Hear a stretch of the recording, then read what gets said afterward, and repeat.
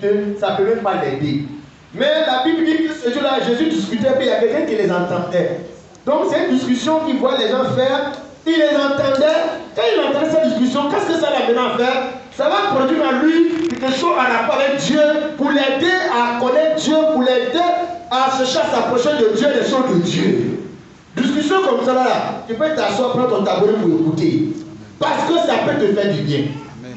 La Bible dit un scribe, c'est les gens qui se laissent faire. Le scribe, c'est celui qui maîtrise la loi, les dépositaires, les docteurs, les enseignants de la loi de Dieu que Dieu avait donné à Moïse dans l'ancienne alliance. Donc c'est quelqu'un qui connaît la parole de Dieu, qui connaît la loi. Comme la discussion est en rapport avec la parole de Dieu, donc lui il écoutait. La Bible dit un scribe qui les avait entendu discuter. Sachant que Jésus avait bien répondu aux Sadducéens, s'approcha et lui demanda. Donc la discussion lui a fait du bien. La discussion vraiment l'a attiré son attention. Il voulait savoir quelque chose. Et il veut poser des questions. C'est comme un débat. Et puis il veut poser des questions dans ce débat. Il veut savoir quelque chose. Il ne cherche pas à poser la question aux Sadducéens parce qu'il sent que le Sadducéen n'a rien. Dans ce débat-là, dans cette discussion-là, il n'y a pas quelque chose de la part du Sadducéen qui veut se couvrir.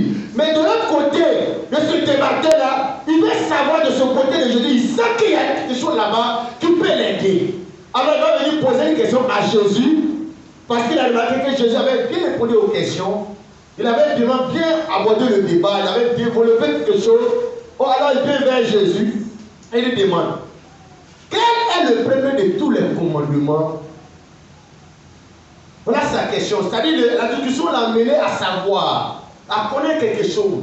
Donc, c'est une discussion qui lui apporte une valeur ajoutée à sa connaissance. Il doit bien poser la question.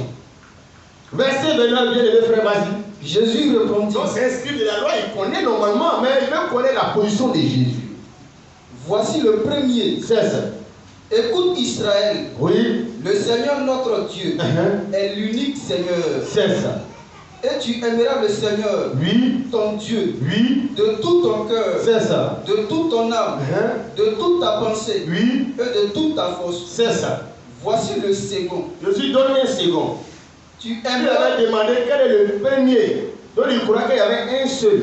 Jésus a donné le premier, puis il dit ouais, un second. Parce qu'on ne peut pas seulement avoir une relation seulement avec Dieu. Si tu as une relation avec Dieu, ça exige que tu aies une relation avec les gens.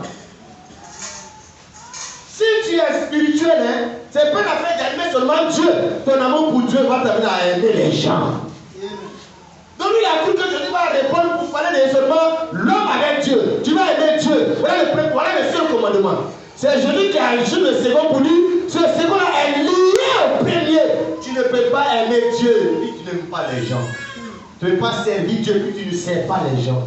Ça n'existe pas. Amen. Donc Jésus est en train de bien interpréter Deutéronome 6:5, la loi de Moïse. Jésus est en train de dessiner la croix. Parce que la croix, c'est la relation de l'homme avec Dieu, mais la relation de l'homme avec l'homme.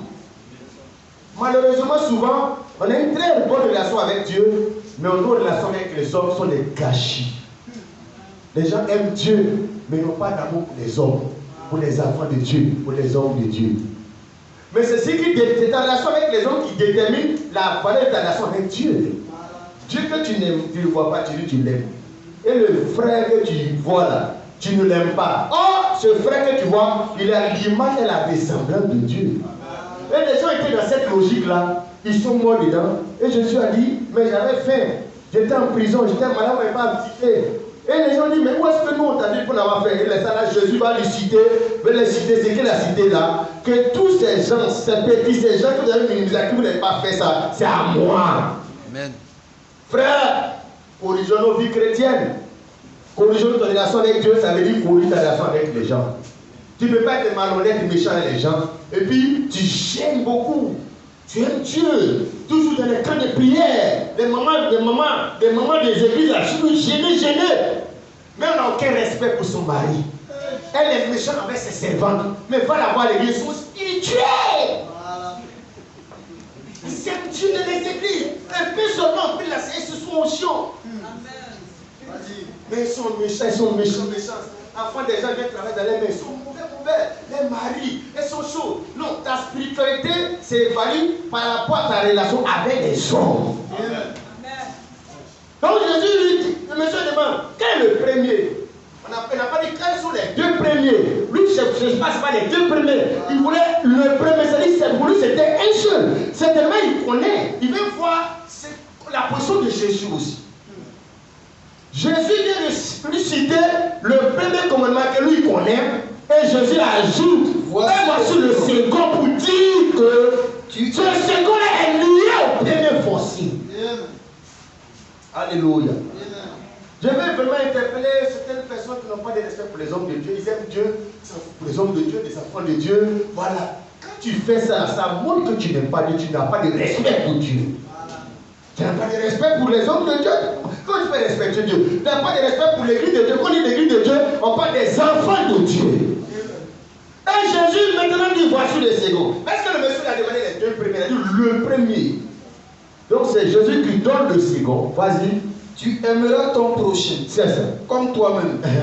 Et il n'y a pas d'autre commandement plus grand que cela. Ah. Le verset 32. Quand Jésus a dit cela, puisqu'il est convaincu que Jésus a la parole, il explique bien la parole. Et qu'est-ce qu'il va faire? Donc il a la réponse. Verset 32. Ce qui est bon sur ce monsieur, il ne discute pas. C'est-à-dire qu'il finit par accepter l'interprétation de Jésus. Donc ce n'est pas le seul grand commandement, il y a deux. Tu aimeras le Seigneur ton Dieu et ton prochain comme toi-même. Ça résume la loi et les prophètes. Vas-y frère. Le scribe lui dit. Le scribe dit à Jésus. Bien. Bien. Maître. Oui. Tu as dit avec vérité que Dieu est unique. Dieu est unique. Et qu'il n'y en a point d'autre que lui. Ici là, c'est pour dire tous ceux qui croient qu'il y a trois personnes en Dieu là. Vous n'avez rien à voir ce débat là. Ça c'est un débat de quelqu'un qui cherche la vérité. Le monsieur dit à Jésus, bien maître, tu as dit avec vérité que Dieu est unique. Toute doctrine qui dit qu'il y a un seul Dieu là, c'est une vérité qu'il a dit.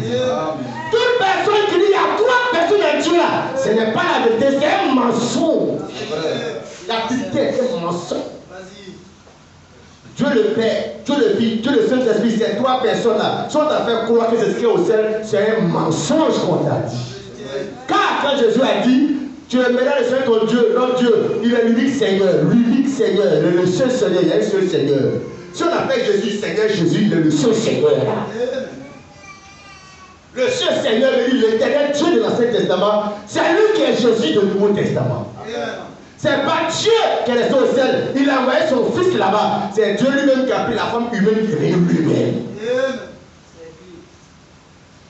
Alors, voilà les commandements de la loi de Dieu qu'il faut d'abord ressortir pour que, mon frère, ma soeur, tu sois quelqu'un qui est en train de croire servir Dieu.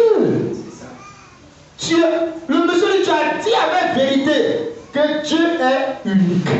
Et qu'il n'y a point d'autre que lui. Qu'il n'y a point d'autre que lui. Donc le monsieur a compris ce que Jésus en disant que Israël, le Seigneur Dieu est l'unique Seigneur. Celui qui parlait là, c'est ce même unique Seigneur, l'éternel d'Israël là. C'était lui qui venait interpréter sa loi. Qu'il était ce unique Seigneur qui était là. Donc le monsieur reprend la réponse de Jésus. Tu as dit avec vérité que Dieu est unique, qu'il n'y en a point d'autre que lui. Verset 32. Et que l'aimer. Donc il ne faut pas seulement savoir que Dieu est unique et Jésus est Dieu. Après, il faut chercher à l'aimer. Dimanche, jeudi passé, on a prêché. Il faut aimer ce Dieu-là et puis il faut t'appliquer à le faire. Il faut savoir qu'il y a un seul Seigneur qui est unique, un seul Dieu unique, mais il faut l'aimer. Comment?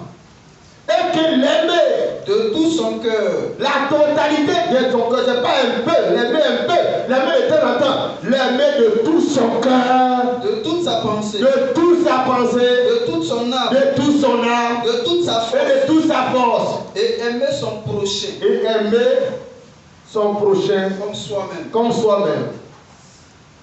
C'est plus que tous les holocaustes, oui, et tous les sacrifices. Donc Jésus a donné la réponse. Et le monsieur, il répète ce que Jésus a dit. Il répète la réponse de Jésus textuellement pour montrer qu'il a compris. Qu'est-ce que Jésus lui dit au verset 34? Jésus, voyant qu'il avait répondu avec intelligence, lui dit, tu n'es pas loin du royaume de Dieu. On retient cette déclaration. Pourquoi Jésus dit tu n'es pas loin du royaume de Dieu? Ça veut dire il y a des gens qui sont loin. Il y a des gens qui sont tout près. C'est à partir de quoi on dit que le monsieur n'est pas loin. À partir du secret, il est en train de répéter ce que Jésus a dit. Répéter la parole du Seigneur, mon frère et ma soeur, ça te positionne tout près du royaume. Et il a fait répéter ce que Jésus a dit. Que tu as un seul Dieu.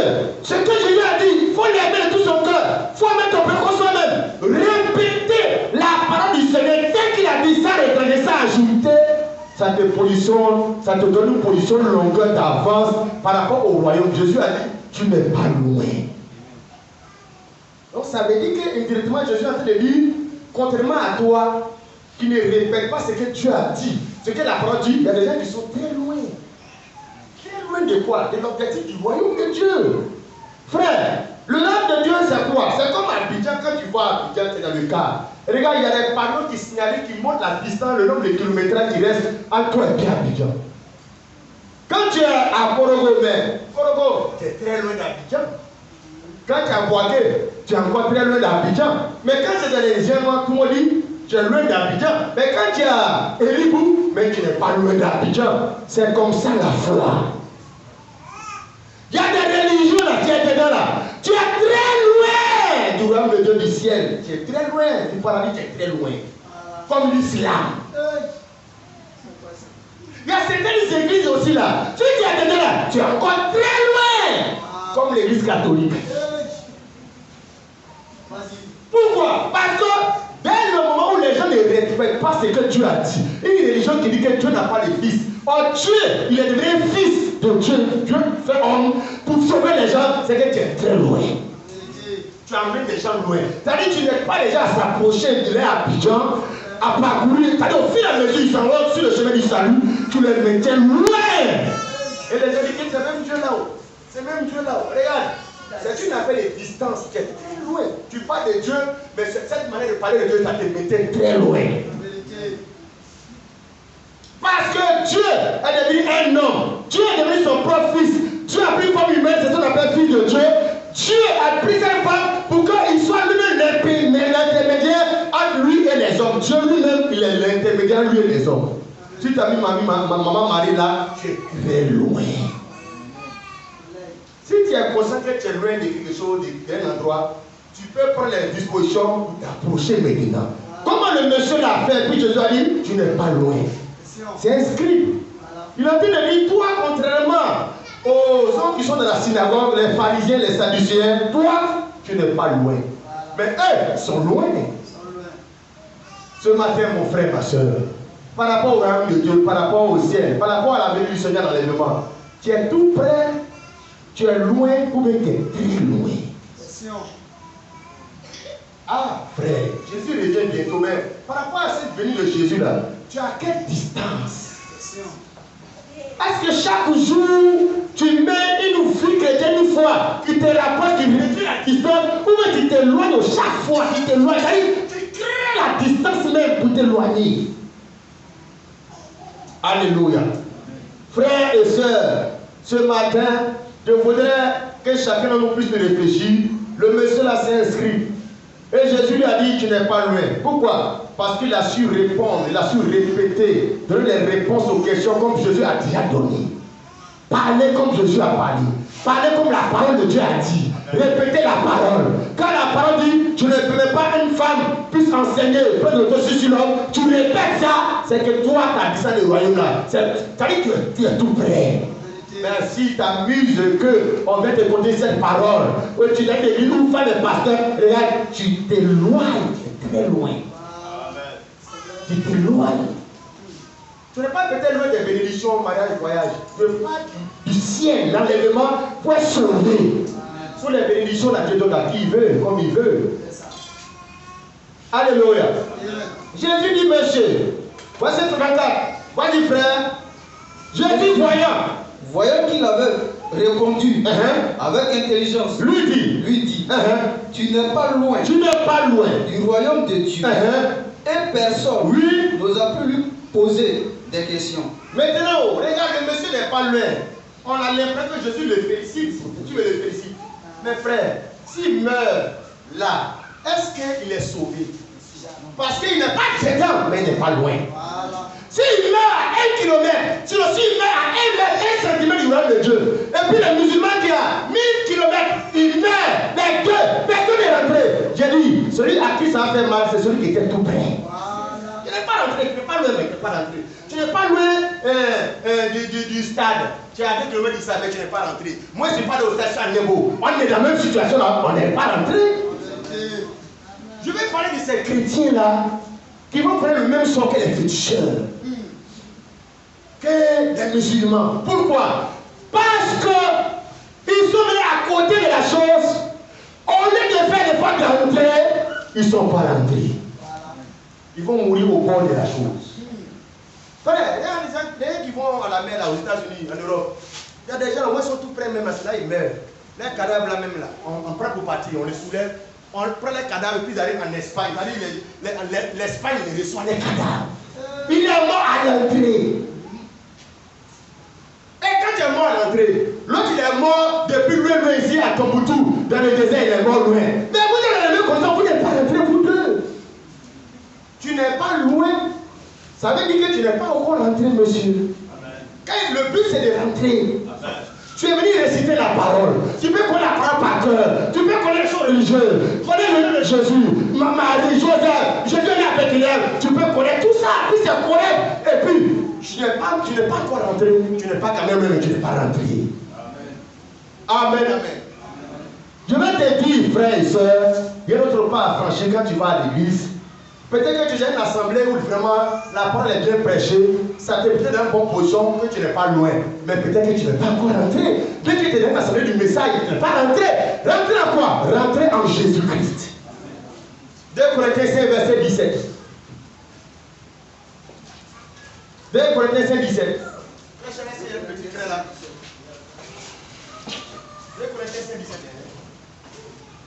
Rentre dans quoi? Il faut savoir dans quoi tu rentres. Parce que nous n'avons pas rentré dans l'église. Quand on est dans l'église, on se dit qu'on est arrivé. C'est ça le but final de la marque. C'est à quoi Jésus dit les gens. Quand Jésus lui parle du royaume de Dieu. C'est dans quoi que tu es rentré, ma soeur. Peut-être que tu es rentré dans quelque chose, tu crois que tu es arrivé. Non, peut-être que tu es encore loin. Il faut connaître ton but final, le terminus. Il faut connaître où est-ce que Dieu l'invite à rentrer.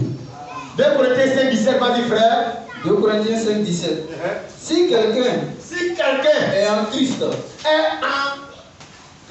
c'est ça. Il est une nouvelle créature. C'est ça. Les choses anciennes sont passées. Voici. Oui. Toutes choses sont devenues nouvelles. C'est ça. L'écriture, si quelqu'un est en.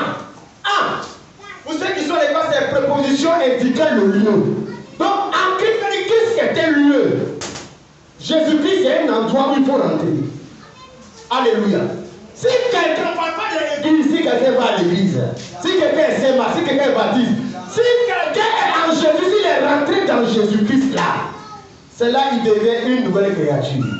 Alléluia. Amen. Donc il y a des gens qui viennent à Jésus. Ils viennent devant la porte. Il y a des gens qui sont très loin ici. Il y a des gens qui sont au milieu. Il y a des gens qui sont tout près. Et il y a des gens qui ont pu rentrer. Et beaucoup ne rentrent pas. Parce que pour entrer en Christ, on rentre par la nouvelle naissance. Ce n'est pas par cas de baptême, cas de membres. On rentre par la nouvelle naissance. En Jésus-Christ. Le passeport qui te fait rentrer, c'est la nouvelle naissance. Sinon, on peut rentrer dans toutes les religions, toutes les dénominations qu'on veut, comme on veut, quand on veut. Mais en Christ, il y a une manière de rentrer. Et le Seigneur a dit au monsieur, tu n'es pas loin du royaume de Dieu. Mais pas de quel royaume? Qui est au ciel? Non. Le royaume de Dieu était incarné par le roi de ce royaume qui était Jésus-Christ devant lui. Le royaume de Dieu, c'est Jésus-Christ lui-même le roi de ce royaume. Amen. Non seulement il est le royaume, il est le roi, il est la porte pour entrer dans le royaume. Il est toutes les entités du royaume. Amen. Alléluia. Nous allons voir cela, frère. Tu n'es pas peut-être loin, mais je vais t'encourager à rentrer. Si tu as fait le pas peut-être de laisser les choses de la maison pour venir ce dimanche pour adorer, certainement tu suis la bonne voie par rapport à celui qui fait un footing, par rapport à quelqu'un qui est dans la mosquée mais qui a pris sa nappe, certainement tu n'es pas loin. Je vais t'encourager à rentrer, à achever le mouvement que tu as fait ce matin. Moi je te vois, mais est-ce que Dieu te voit en lui? Amen, amen. Gloire au Seigneur. Vous voyez, frère, nous allons voir cette réalité-là. Luc 17, le verset 20 à 21. Faut que tu rentres en Christ. Quand tu rentres en Christ, c'est là que tu deviens chrétien.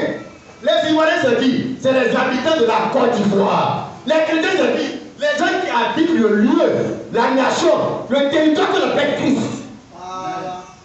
C'est ça qu'on appelle chrétien. Un chrétien, c'est le nom de l'habitant d'un pays, d'un territoire. Jésus est ce territoire-là. C'est un endroit spirituel. Vas-y frère. Luc 17, 20 à 21. Les pharisiens demandaient à Jésus. Les pharisiens demandent à Jésus. Quand viendrait le royaume de Dieu? Quand viendra le royaume de Dieu? Il a répondu. Il a dit ceci. Le royaume de Dieu, Oui, ne vient pas de manière à frapper les regards. c'est ça. On ne dira point.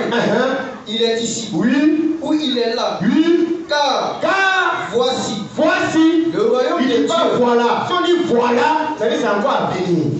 Voici, ça veut dire qu'on voit ce qui est là, tout près.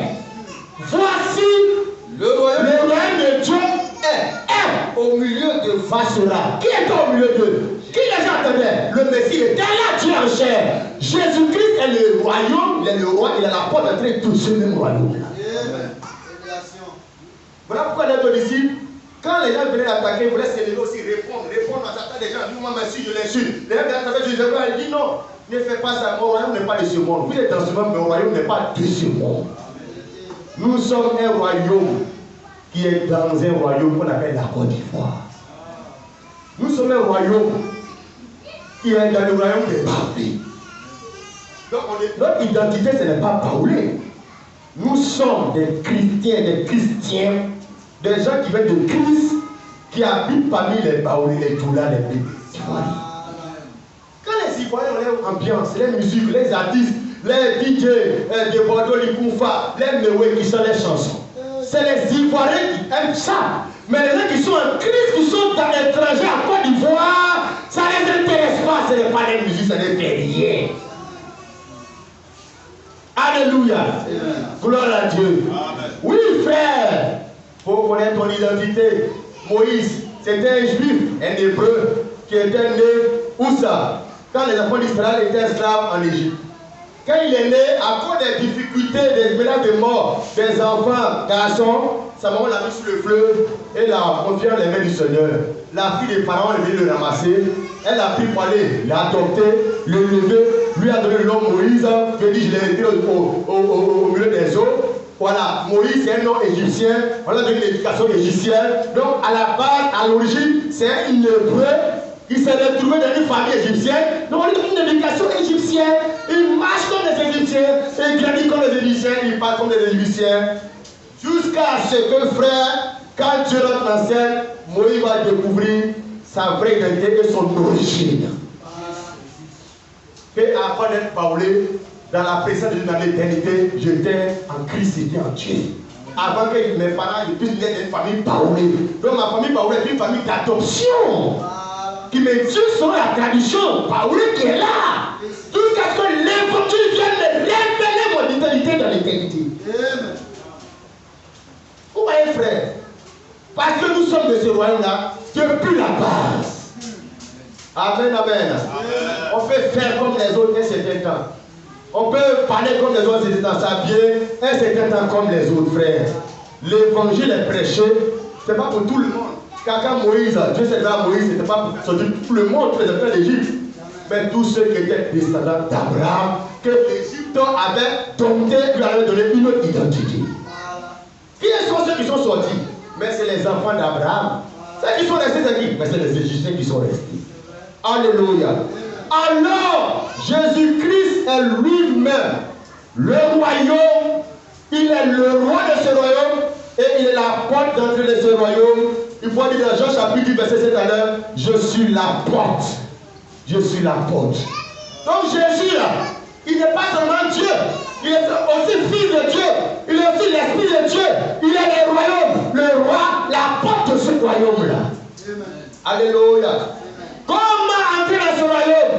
Si tu n'es pas loin, qu'est-ce qu'il faut faire? La connaissance intellectuelle et la parole de Dieu ne te fait pas rentrer. Ça t'amène à être tout près. Ce qui te fait rentrer, frère, c'est ta naissance dans ce royaume. Amen. naître de Jésus-Christ.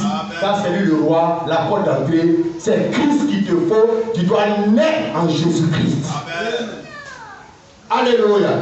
Gloire au Seigneur. Tu vois, frère, Luc 16, verset 16. Donc, il y avait le royaume d'Israël dans l'Ancien Testament. Mais Jésus était venu mettre en place un autre royaume de Dieu. Parce que pour faire partie du royaume d'Israël, du peuple d'Israël, il fallait naître en tant qu'enfant d'Abraham, en tant qu'un juif, un israélite. Il faut que tu trouves tes parents soient des juifs hébreux. Et Jésus n'est pas venu pour qu'on naisse comme ça dans son royaume-là. C'était la naissance spirituelle. De la manière, Marie a entendu l'ange parler, et puis ça crée Jésus en elle là. C'est la parole qui vient créer en toi Jésus. C'est cela qu'on appelle la nouvelle naissance. La nouvelle naissance, c'est pas que Dieu va te donner de nouveaux cheveux, une taille, de nouveaux teints. C'est que Jésus-Christ vient être créé en toi par la parole de Dieu. Amen. Ce n'est pas toi qui nais, c'est Christ qui naît en toi. Amen. La parole devient chère à l'intérieur de toi. Amen. Quand Christ est né en toi, frère, tu peux parler comme Paul. Si je vis, ce n'est pas moi qui vis, c'est Christ qui vit à l'intérieur de moi. Amen. Alléluia. Luc 16, verset 16. Luc 16, verset 16. La loi, oui, et les prophètes ont subsisté. La loi et les prophètes ont subsisté jusqu'à Jean. Jusqu'à Jean. Depuis lors, le royaume de Dieu est annoncé. Et chacun eut de violence. Pour y entrer. Aïe, aïe, aïe, aïe. C'est là qui fait que beaucoup restent, ils ne sont pas là, ils restent là. Pourquoi? Parce qu'il faut user de violence pour entrer. Ce n'est pas les marques qui rentrent dans ce royaume. C'est des gens qui peuvent faire violence sur eux-mêmes pour dire non au péché, non à l'ancienne vie. Des gens qui tellement les choses du monde. Parce qu'ils sont conscients qu'on ne rentre pas le royaume de Dieu avec son gars et sa go. Tu peux rentrer comme ça à l'église catholique, à l'église baptiste, même dans le message, avec l'église pareil. Mais dans le royaume, on ne rentre pas comme cela. Quelle violence? La violence que tu vas faire sur soi-même. Les décisions violentes que tu vas faire sur toi-même, sur tes désirs, tes envies. Pourquoi? Parce que le plus important pour toi, ce n'est pas de mourir pour rien, de mourir dans ce royaume de Dieu. Quand Jésus dit, vas-y frère, il dit la première phrase, la loi et les prophètes. Quand il dit la loi et les prophètes, il parle de l'Ancien Testament, l'Ancienne Alliance. La loi et les prophètes ont subsisté jusqu'à Jean. On dit subsisté jusqu'à. Ça veut dire qu'à partir de Jean-Baptiste, c'est fini. C'est ça. Vous voyez, frère, aujourd'hui là, on a du mal, il y a la confusion entre quand les gens sont dans la foi en Jésus-Christ, ils sont encore dans la loi de Moïse. Jésus dit, la loi et les prophètes ont subsisté. Ont subsisté jusqu'à Jean. Jean-Baptiste est le dernier prophète de l'Ancien Testament. Amen.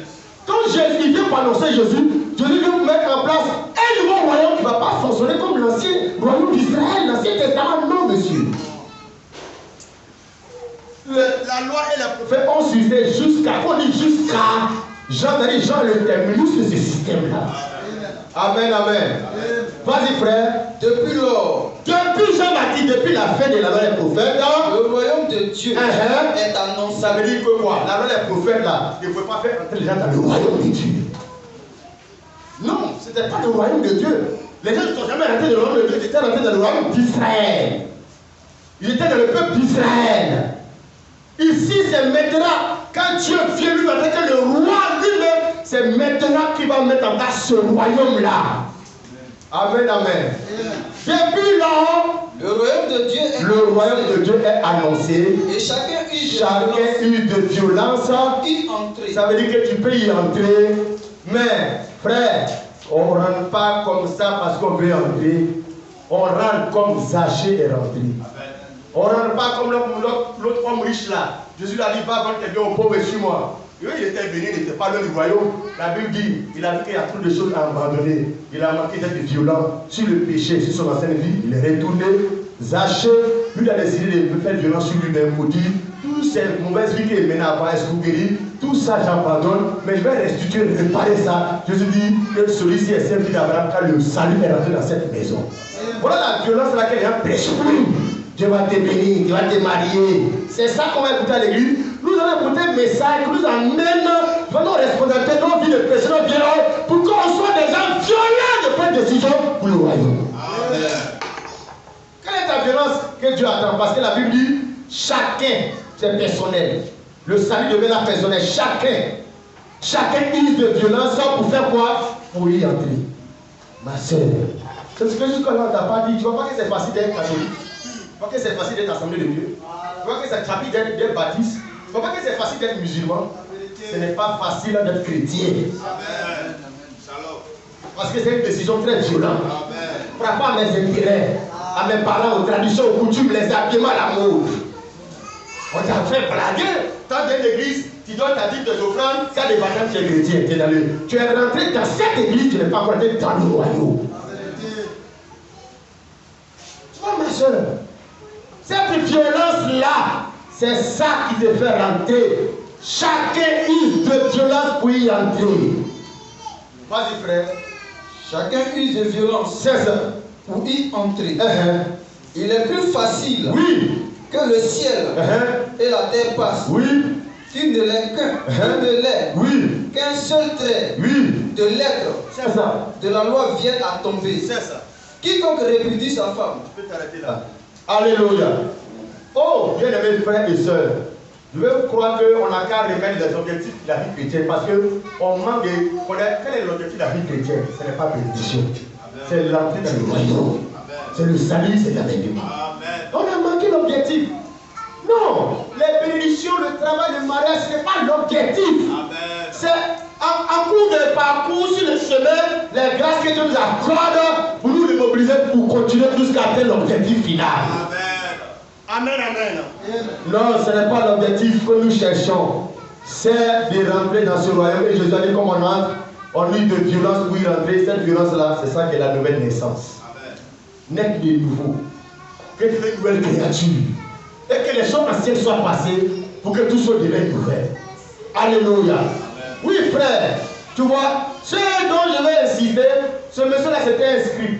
Donc, un homme de l'Ancien Testament qui veut rentrer, celui qui est en train de rentrer, qui vient, Jésus l'encourage, mais tu n'es pas rentré, tu n'es pas loin du royaume. Quand tu répètes ce que dit la parole, quand tu dis la parole, quand tu te réfères à la parole, quand tu poses les questions et tu as les réponses de la parole, ça t'amène à ne pas plus loin du royaume. Mais le but final, ce n'est pas ça. Supposons que ce monsieur rentrait, il est né de nouveau, il rentre.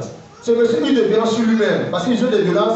Quand tu es un pharisien, comme le monsieur là, ils ont de violence de dire, arrêtez de retourner encore dans le judaïsme. Arrêtez encore de retourner dans ces églises, dans ces croyances qui vont t'éloigner. C'est ça la violence. S'il rentrait dans le royaume qui était violent avec lui-même, qui naissait de nouveau, le problème qu'on a aujourd'hui dans les églises, c'est que le monsieur qui rentre et puis il est le roi de Dieu, il veut fonctionner avec sa mentalité ancienne des scribes liés à la loi de Moïse. Or Jésus a dit, la loi et les promesses ont suscité jusqu'à Jean. Or quand les gars rentrent, ils veulent continuer à servir Dieu comme dans la loi de Moïse. Je prends un exemple. Dans la loi de Moïse, le sacerdoce là était dirigé pas par tout le peuple, par quelques personnes que Dieu a choisi, une tribu, une famille spéciale que Dieu a choisi pour servir Dieu. Les Lévites. Quand ils allaient dans le sacerdoce, ils avaient des habits sacerdotaux que Dieu a fait coudre, dit de coudre spécialement. Quand ils rentrent dans le sacerdoce, c'est des habits de fonction, comme un policier, un militaire, un infirmier. C'est des habits sacerdotaux qui portent pour entrer dans le sacerdoce. Quand il rentre, il faut qu'il ait cet habit-là. Quand il a fini de faire la fonction, il peut enlever. Et les gens sont en train de rendre de Dieu en Jésus-Christ. Ils ont cette mentalité encore de la loi. Ça veut dire qu'ils ont des habits d'église et de dimanche. Une identité, un comportement de dimanche. Ils viennent à l'église comme cela. Quand dimanche est passé, ils retrouvent leur identité de païen. Dimanche, ils reprennent. C'est-à-dire l'esprit de l'Ancien Testament et tout là, ils ont voulu que Jésus a mis en place un nouveau royaume. Maintenant, frère, les habits que tu portes au marché, quand le pasteur n'est pas les enfants, personne ne te voit là. Tu dois être censé porter ces mêmes habits là le dimanche. L'attitude que tu as, religieuse, respectueuse, adoratrice là, que tu as à la maison, c'est la même attitude que tu dois avoir quand tu es le dimanche dans le peuple du Seigneur. Oh, les gens sont entrés dans le royaume de Dieu en Jésus, mais ils n'ont pas comme il fait à l'esprit de la loi et des prophètes, la même manière de servir, de concevoir la maison de Dieu, le temple de Dieu, l'éternel, le sacerdoce. C'est la même manière qu'on prend pour venir adorer encore. Donc je parle de la nouvelle naissance dans ce nouveau royaume, mais servir Dieu d'un esprit nouveau parce que c'est un nouveau royaume. Alléluia. Nous allons lire cela maintenant, Romains chapitre 7, verset 1 à 6. Donc tu comprends comment rentrer dans ce royaume. Mais dans ce royaume, le royaume fonctionne. Tout royaume, le royaume des arcans, ils ont des coutumes et traditions. Tout peuple, tout royaume, tout système, toute tribu a sa manière de fonctionner. Tu veux marier une femme, tu les accords. Mais je n'ai manière de m'appeler d'autres. Hein. Tu vas sur les cerveaux, c'est différent. Donc, le royaume de Dieu aussi, c'est comme ça. Quand tu es marié, il y a la façon de se marier qui est là. Et les gens qui sont chrétiens, tu leur enseignes la foi pour se marier, et puis même se marier comme les païens se marient. Tu es en Christ, tu es chrétien, tu as été baptisé, tu as fait allégeance à Jésus pour toujours. Maintenant, ce royaume-là a des principes de fonctionnement pour le mariage, le travail, pour la bénédiction, pour la sexualité. Les gens ne veulent pas, ils veulent garder les mêmes systèmes du monde pour venir encore à l'église pour se marier comme ils l'ont fait dans le monde. Mais non, ça ne peut pas marcher. Romains chapitre 7, verset 1 à 6. Romains 7. Oui. Ignorez-vous, frères. Écoutez très bien, on va ici attaquer la loi de Moïse. Selon ce que Paul a dit. Pour qu'on soit libéré par une nouvelle naissance et de notre ancienne vie qui vient du péché, mais l'œuvre pour laquelle Jésus est mort là, c'est pour qu'on soit aussi dégagé de la loi. Vous servir Dieu d'un esprit nouveau. On va parler Ancien Testament, Nouveau Testament. Ancienne Alliance, Nouvelle Alliance. C'est ce qui est un mariage. Et les gens sont encore chrétiens, mais ils ont encore l'esprit de l'ancienne alliance. Pourquoi? Parce qu'on a des pasteurs qui amènent tous les gens dans la foi de l'ancienne alliance. Si tu donnes son argent comme offrande, on va l'amener à donner comme dans l'ancienne alliance. S'il a péché, il va donner pardon à Dieu. Tout ce qu'on va faire, on va prendre l'ancienne alliance. Non. Jésus a dit, la loi est profonde sur deux argent. Désormais, le royaume de Dieu est annoncé. Ah, ça veut dire quoi? Mais la manière dont Jésus est venu prêcher le royaume, c'est pas comme ça que Moïse a prêché le royaume. Romains chapitre 7, verset, écoutez très bien. Ignorez-vous, oui, frères, yes. Car je parle à des gens qui connaissent la loi. Donc il parle à des gens qui connaissent la loi de Moïse. Lui-même il connaissait les textes dans cette école-là.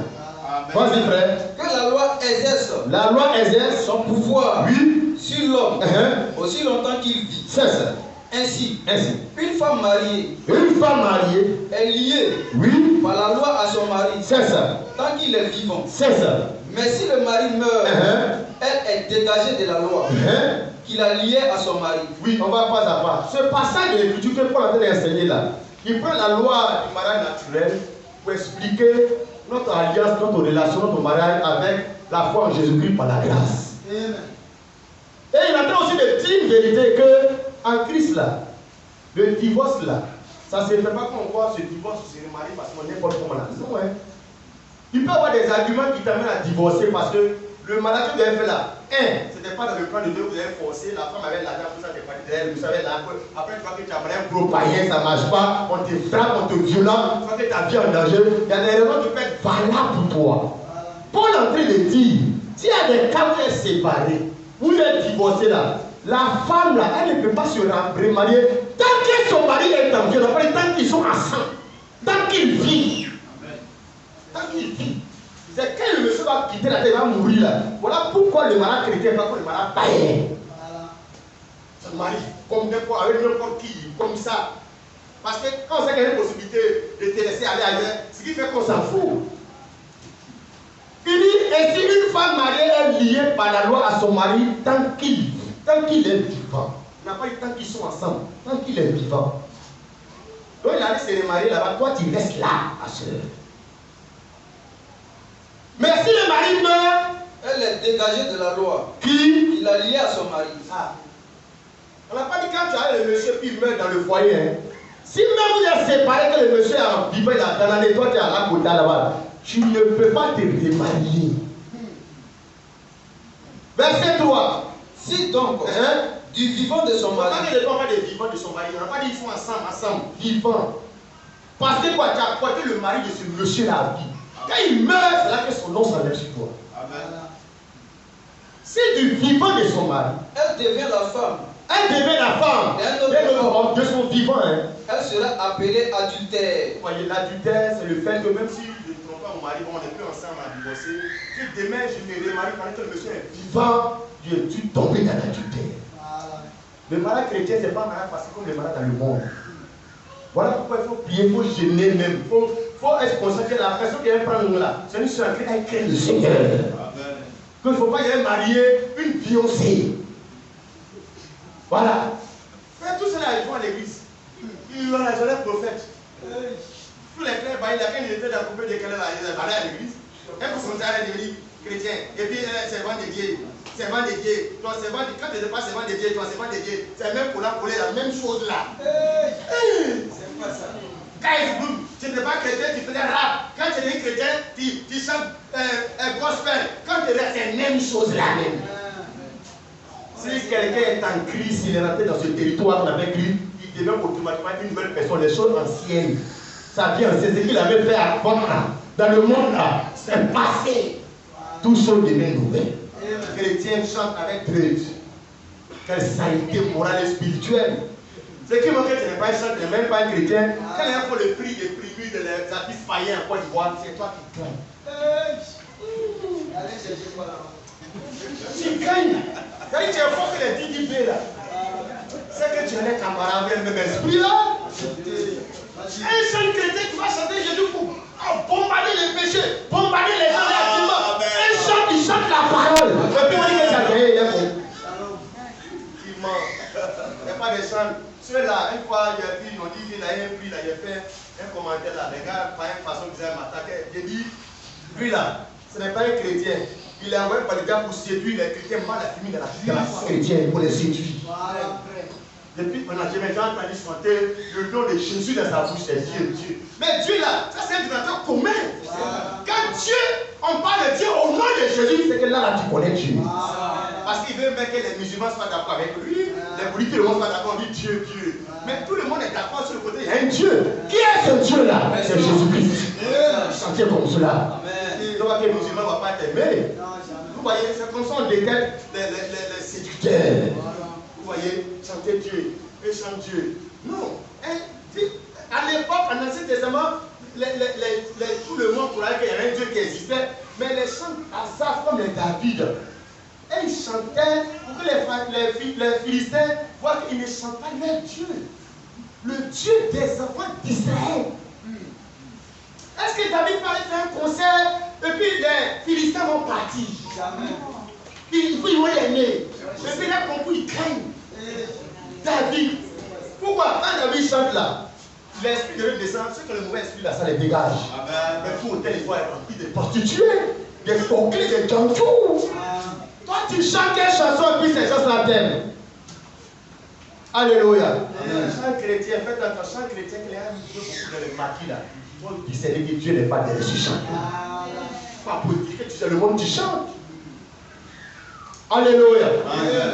Vous voyez, frère, si du vivant de son mari, elle devient la femme d'un autre homme, elle sera appelée adultère. Mais si le mari meurt, elle est affranchie de la loi. De la loi qu'il a liée à son mari. De sorte qu'elle n'est point adultère en devenant la femme d'un autre. Si le monsieur meurt, tu peux te remarier. C'est un Christ. La condition de mariage ici, là, dont on parle de la femme. La condition de la femme est plus compliquée que pour l'homme. L'homme, s'il y a un cas de divorce, lui peut se remarier autant de fois. Il me prend la femme, elle mort, elle décède, puis elle décède. Mais si la femme, là, si le monsieur et son fils sont séparés, parce que les aliments sont valables, elle aurait de rester comme ça jusqu'à attendre à sa mort. C'est dans ça là, il y a des ethnies, là, c'est dans ça, on dit quoi, c'est lui qui chante. Ah, il y a des ethnies là, hein. On ne pas déjà des l'ouest ou des amis là. Quand le monsieur a un grand champ de plantation chaud là, rapidement, dans le café, rapidement, le plus couché. Tu mets rapidement dans les textes à bout. Voilà. Vous voyez, on dit tant que le monsieur n'est pas mort, il faut aller prendre ta vie. Mais quand le local où il habite. Alléluia. C'est un Christ. Le Dieu qui a instauré le mariage là, peut te donner un bon mari. Il faut prier le Seigneur. Il faut gêner. Il faut regarder la parole du Seigneur. Pour que demain tu n'aies pas rentré dans quelque chose sur puis regretter. On ne se marie pas par compétition, par championnat, parce que ma cousine est mariée. Non. Il faut te marier avec la bonne personne, avec la personne que Dieu a décidé pour toi. Mieux vaut ne pas se marier que de se marier avec la mauvaise personne. Parce que mariage raté, à 80%, ça peut mettre en difficulté ton éternité. Quand j'ai souffert, j'ai fait les combats, tout le temps, être malheureux. Quand tu vas te les tromper, ton mari, tout est mélangé. Pourquoi? Parce qu'on se marie sur la base de ce qu'on aime le monsieur, parce qu'il est dans le Seigneur. Alléluia. Ne te marie pas pour l'argent, l'argent vient, ça peut partir. Ne te marie pas pour la beauté. Beauté là, on avait 28 ans, mais elle est jolie, elle est propre, elle est patate. Mais elle n'a qu'à avoir 60 ans. Si c'est à cause de beauté que tu es marié à 60 ans, tu as fait comment? est tombé, tu as fait comment? C'est quand elle était puis tu as couru là, ça a fané. Faut mettre ta foi sur sa foi dans le Seigneur, dans la parole, que si le Seigneur est dans son cœur là, son amour pour Dieu va pas faner. Les choses éternelles. Comme notre soeur a chanté tout à l'heure, la parole de Dieu dans le cœur d'un homme vaut mieux, plus que l'or. Est précieux que l'or. Alléluia. Il dit au verset de 4. De même, quand on dit de même, ça veut dire donner cet exemple-là pour faire parallèle par rapport à la foi en Christ. Le rapport entre la loi et la foi en Jésus. C'est la même chose comme le mariage que tu as fait et le mariage que tu fais avec la loi, l'Ancien Testament et la loi, le mariage que tu fais en Jésus, parce qu'en Jésus c'est un mariage, une alliance c'est un mariage. La preuve, on attend Jésus pour l'enlèvement, nous sommes l'épouse.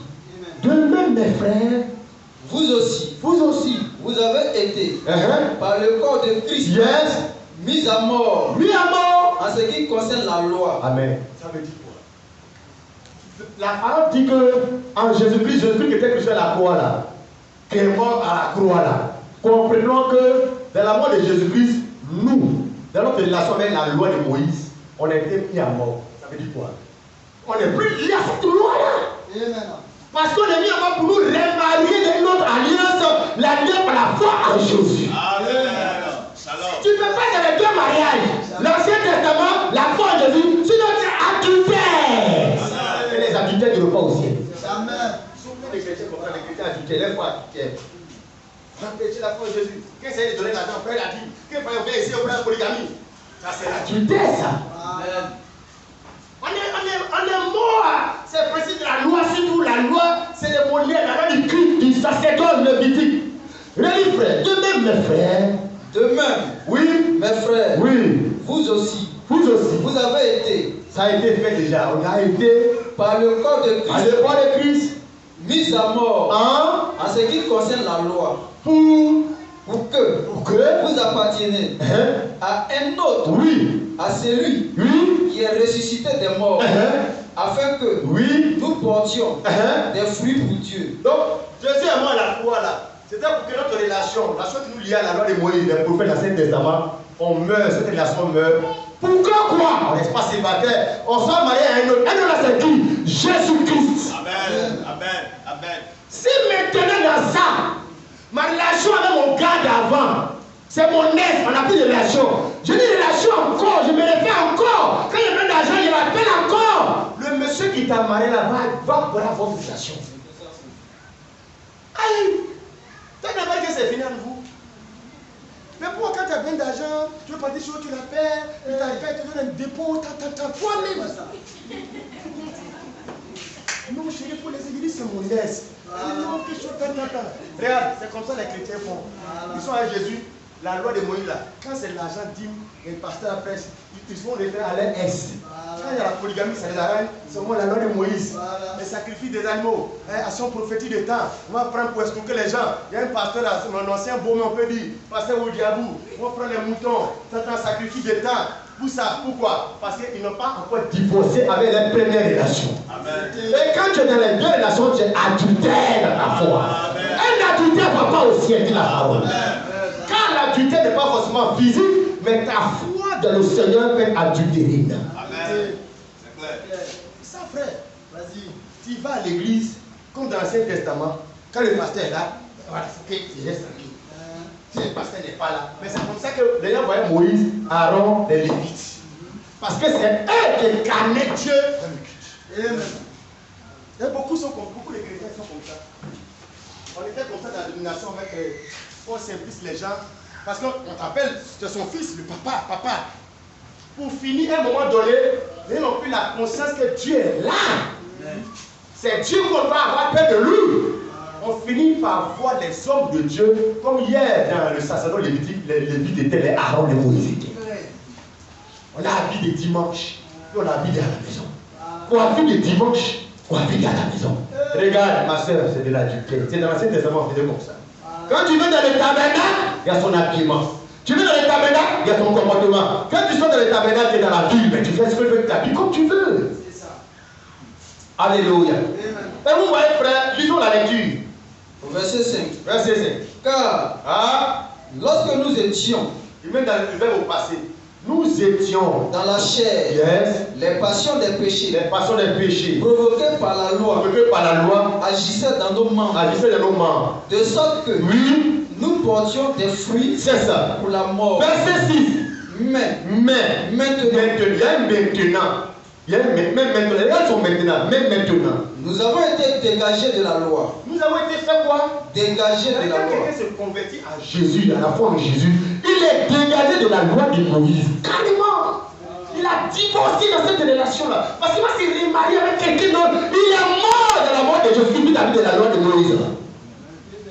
Un pasteur ne peut pas venir encore prendre la loi de Moïse. Tu n'as pas fait dire Dieu va te frapper. C'est pas possible. Ma relation qui est avec cette loi, cette loi-là, c'est mort. On ne peut pas prendre ça qu'on me poursuive, me condamner en justice. C'est pas possible. C'est ça.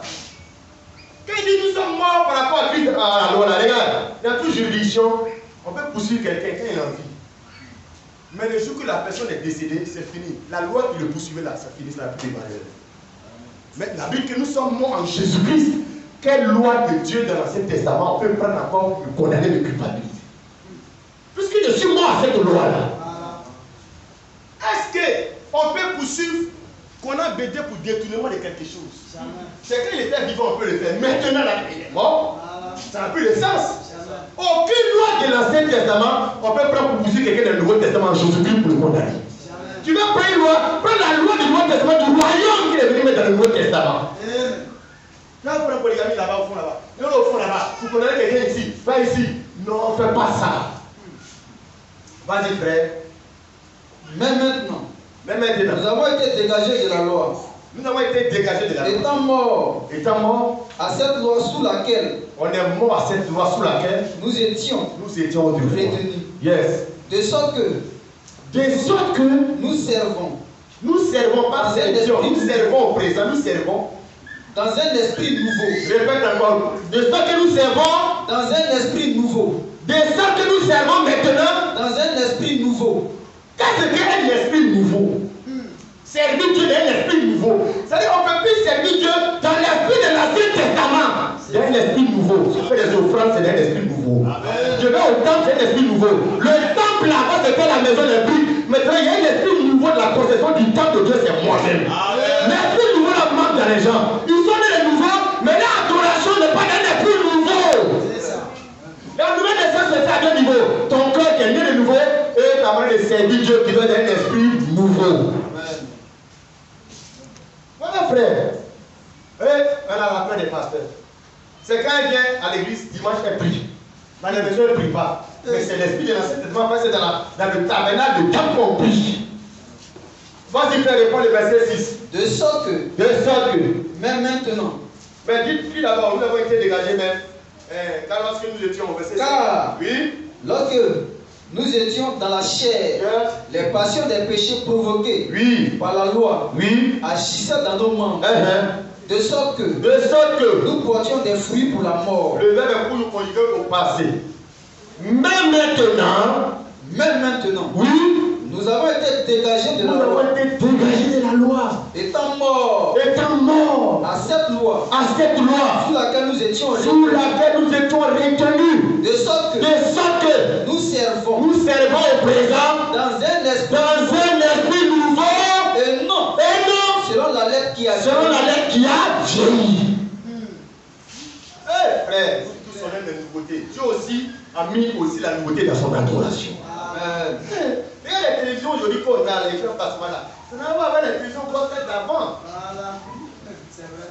Regarde même les musiques, les arrangements des musiques avant là, c'était les codes là-bas avant là.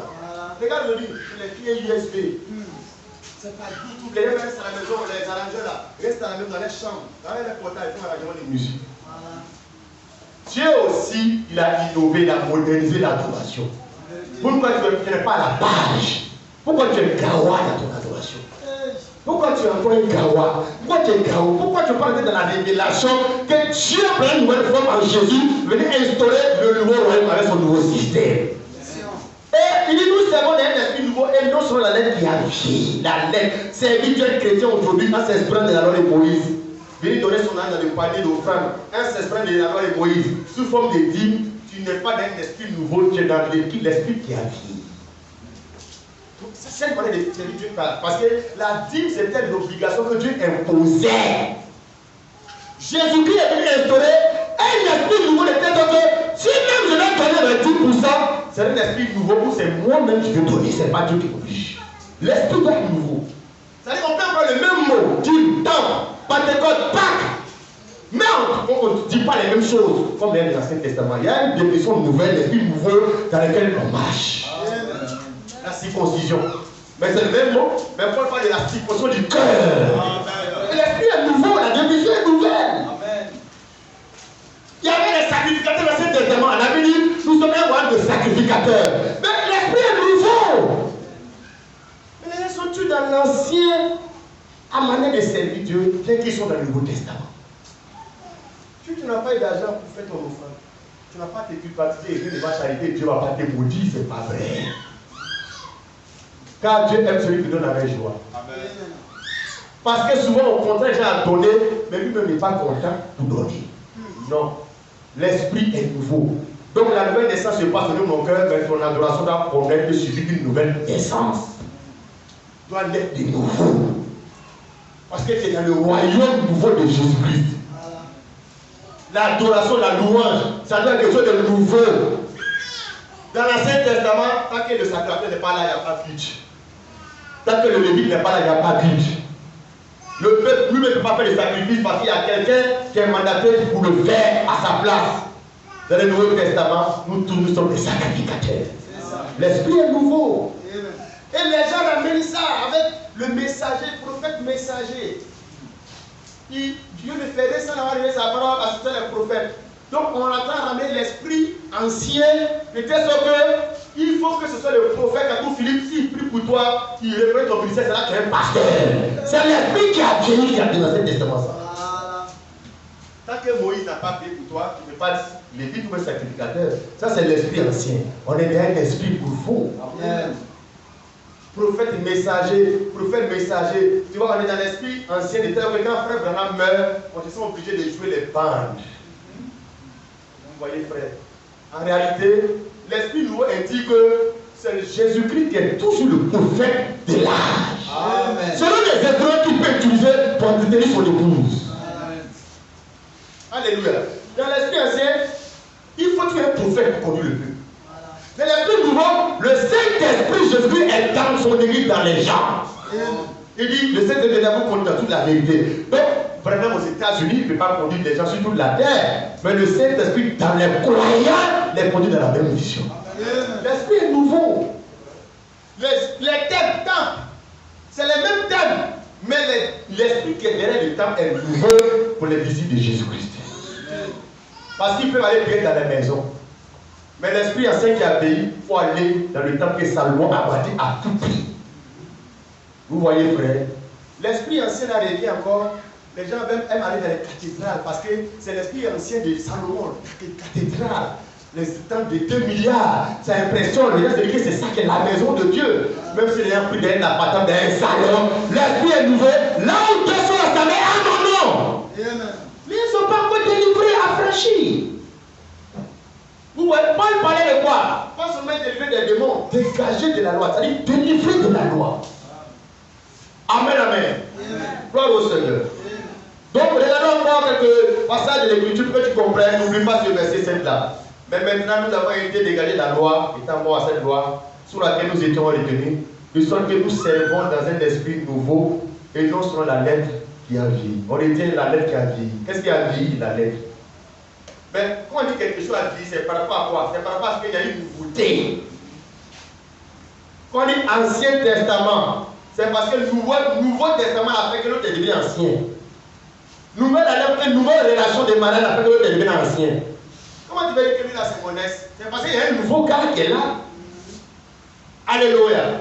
Pourquoi on dit sur la lettre qui a vieilli? La lettre c'est la loi de Moïse qui a vieilli. Et cette loi de Moïse qui a vieilli là, frère, tu sais comment Paul définit les choses, comment Paul appelle cela, bien aimé frère? Alléluia. Non, lis cela pour que tu vois un peu de quoi il s'agit en réalité. Prenons l'écriture, lisons 1 Corinthiens, donc Romains 10, verset 4, et puis après Galates 3, 24 à 28. à 23, à 25 du monde. Alléluia.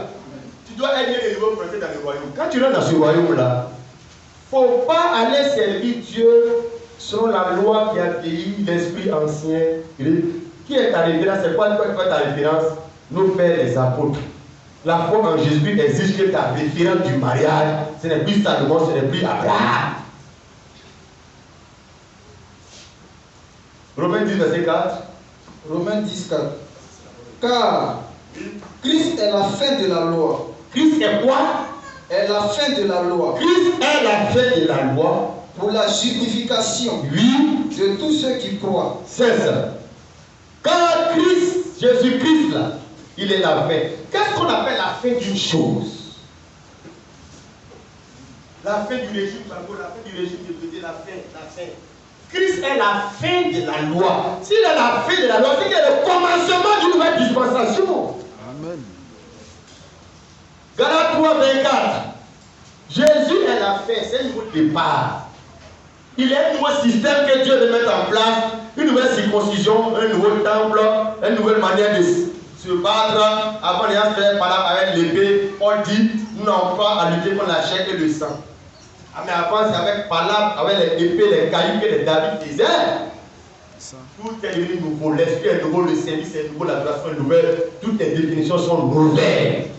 Galates chapitre 3, 24. Ainsi, la loi a été comme un pédagogue. Oui. Pour nous conduire à Christ. Pour nous conduire à qui? À Christ. Le but de la loi, c'était pour nous conduire à Christ. Quand Christ vient, Christ devient la fin, le terminus pour la loi. Vas-y, frère. Afin que nous fussions justifiés par la foi. La foi étant venue.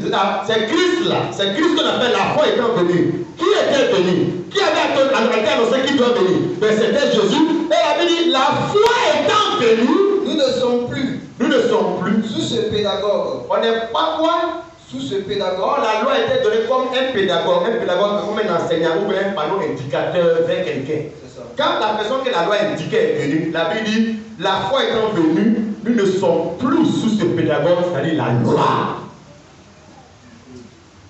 Frère, on a prêché pour qu'on soit délivré des démons, du péché du monde, mais les apôtres, ils prêchaient pour qu'on soit délivré aussi de la loi, de l'adoration.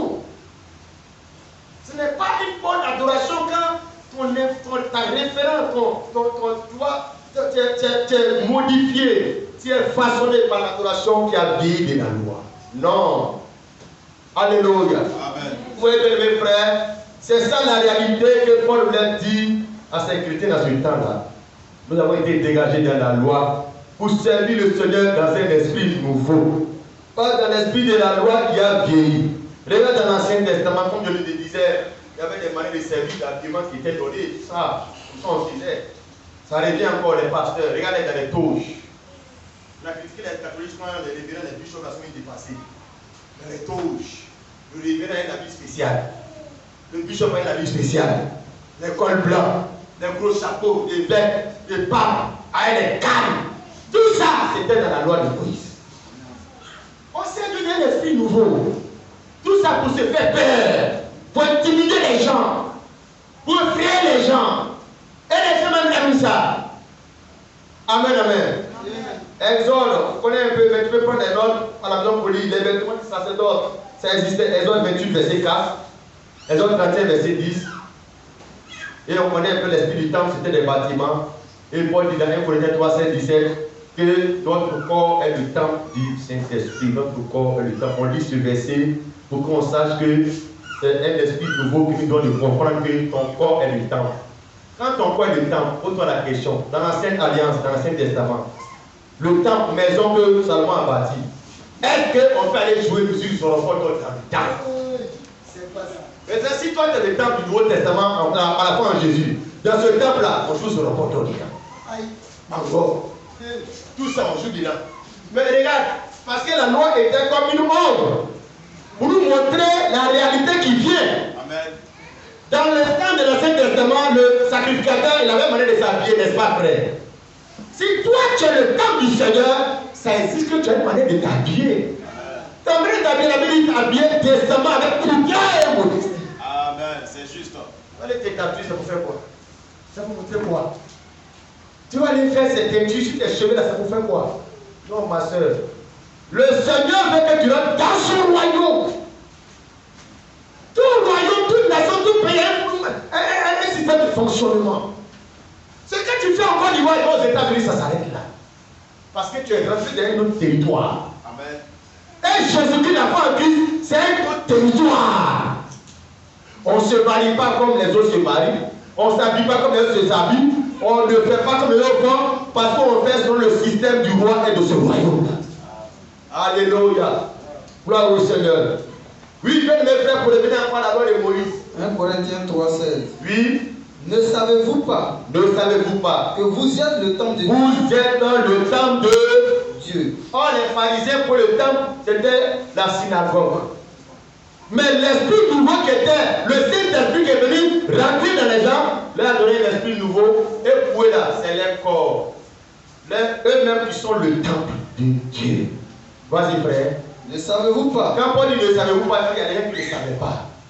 que vous êtes le temple de Dieu? Vous êtes le temple de Dieu. Et que l'Esprit de Dieu habite en L'Esprit vous. de Dieu habite en vous. Si quelqu'un détruit le temple, Si quelqu'un détruit le temple de Dieu, Dieu le détruit. Dieu le détruira. Car le temple de Dieu est le temple de Dieu est comment? est saint. Eh ma soeur, si tu es le temple de Dieu, la Bible dit ce temple-là est saint, est propre. Pourquoi? Pour celui qui va habiter ce temple, Dieu, l'Esprit de Dieu, tu dois être propre pour ce Dieu-là. Amen. Alors pose-toi la question. Avant de porter un habit, il faut te demander, l'Esprit de Dieu qui habite en moi, est-ce qu'il aime ça? Est-ce qu'il veut ça? Est-ce que ça va la pister? Ah, c'est pas la que mon gars va aimer, mon mari aime, ça à la bouche. Le temple là, c'est un lieu d'adoration. C'est un lieu où on fait culte, on rend service à Dieu dedans. À qui que porte là, est-ce que ça rend culte à Dieu dedans? Et c'est ça l'air dedans. Voilà comment on se pose des questions pour que Dieu nous aide sur la bonne voie pour être sauvé. Vas-y frère. Si quelqu'un détruit le temple de Dieu, Dieu le détruira. Dieu le détruira. Car le temple de Dieu est saint. Le temple de Dieu est saint. Et c'est ce que vous êtes. C'est ce que vous êtes. Amen. Qui? Mais il parle des Corinthiens, vous êtes. C'est ce que tu es. Pourquoi c'est le dimanche que tu es temple de Dieu? Sérieux, viens. À la maison, lundi, mardi, tu n'es plus temple de Dieu. Pourquoi? La Bible dit c'est ce que vous êtes. Il n'y a pas de vous serez, vous étiez. Vous êtes comme ça jusqu'à même le jour de l'examen que le temple de Dieu. Alors, il ne faut pas dire quoi. Numéro 2, exercice numéro 2, là, c'est quoi? Tu es le temple de Dieu, tu es saint. Le temple de Dieu est saint. Amen. Le temple de Dieu ne fait pas ces choses-là. Le temple de Dieu croit que Dieu qui habite le temple pourvoira à mes besoins. Amen. Le temple de Dieu croit que Dieu qui habite ce temple-là me donnera un mari, parce que c'est lui qui a instauré le mariage. Le temple de Dieu est saint. Comment tu peux rentrer des gens qui ne sont pas saints, des païens, rentrer dans le temple de Dieu que tu es, ma chère? Le temple de l'Ancien Testament, ceux qui rentrent dans le temple, c'est des gens consacrés, le lévite, le sacrificateur. C'est un homme consacré qui doit rentrer dans ton temple. Mais tu laisses les païens rentrer dans ton temple. C'est la preuve que tu n'es pas un temple, tu as un bar, un maquis. Le temple de Dieu, c'est les sacrificateurs consacrés qui rentrent dedans. Toi, tu laisses les païens rentrer dans ce temple de Dieu là. Il rentre, il sort, il rentre, il sort. Le temple de Dieu est saint. Le temple de Dieu, c'est le sacrificateur qui rentre dedans. C'est le lévite consacré. Il faut qu'on te dise qui tu es. Tu n'es pas comme les autres jeunes filles, tu n'es pas comme les autres Ivoiriens, les autres jeunes filles baoulées. Toi, tu es un baoulé, mais temple de Dieu. Amen. Et Dieu habite en toi. C'est pas si les autres maris, mamie ou attaque qui habite en toi. C'est Dieu qui est en toi. Amen. Tu transportes Dieu au marché. Tu transportes Dieu partout où tu vas. Alléluia. Amen. Ton temple, tu tiens un temple. Elle t'avait levé à l'église pour prier. Tu as une comme je suis dit, ma maison s'appelle maison de prière. Tu as une maison de prière, tu es une femme de prière naturellement parce que tu es un temple de Dieu. Ce n'est pas le pasteur qui va prier pour toi. Le pasteur prie avec toi. Un temple de Dieu qui n'a pas de vie de prière. Petit mot de tête, pasteur. L'homme de Dieu, quand de prière, prophète. L'esprit ancien qui a été de l'Ancien Testament. Toujours référence au sacrificateur. Mais le voile du temple est déchiré, de telle sorte que chacun puisse s'approcher de Dieu maintenant. Alléluia. Oui, frère. Tu vois, tu vas faire un petit crochet par rapport à la dîme, c'est pas dans ses mains, ça fait passer le temps déjà parti. Que tu comprennes, frère, la réalité de ce sujet-là. Nous ne sommes pas contre la dîme. Mais l'esprit dans lequel les gens font dans les dîmes, c'est cet esprit-là qui ramène en puissance la loi de Moïse, à laquelle elle doit être dégagée. Il a dit, c'est vite de un esprit nouveau. L'esprit n'est pas nouveau. Tu peux donner tes 10%, mais l'esprit est nouveau. L'esprit qui est derrière est nouveau. Ce n'est pas une loi qui te fait faire. Toi-même, tu peux donner tes 5%, 10%, tes 5%, tes 100%. On est dans l'esprit de la libéralité. Lisons par exemple, on l'a dit, Hébreux 7:5. Frère Charles prend Nombre 18:21. C'est une prédication maratée, un enseignement aussi pour nous éclairer. Comment on appelle ce royaume par la nouvelle naissance? Si tu es né de nouveau, on appelle ce royaume, mais tu dois servir aussi d'un esprit nouveau qui est né de nouveau aussi. Sinon, ça ne marche pas. Hébreux 7, verset 5. Hébreux 7:5. Oui. Ceux des fils de Lévi, Ceux des fils de Lévi qui exercent le sacerdoce, ont, d'après la loi. Donc, la dîme qu'on donne aux fils de Lévi là, c'est la loi qui a fixé ça. D'après la loi, L'ordre de lever la dîme. ceux des fils de Lévi qui exercent le sacerdoce d'après la loi, l'ordre de lever la dîme sur le peuple, C'est-à-dire sur les frères qui cependant sont issus des reins d'Abraham. c'est quoi qu'il est donc de prélever la dîme sur le peuple? C'est la loi. C'est la loi qui a imposé ça. Après, nous sommes dégagés de la loi. C'est-à-dire que c'est ce que la loi a instauré comme manière de faire. C'est la loi qui est donc au Lévi de prélever la dîme.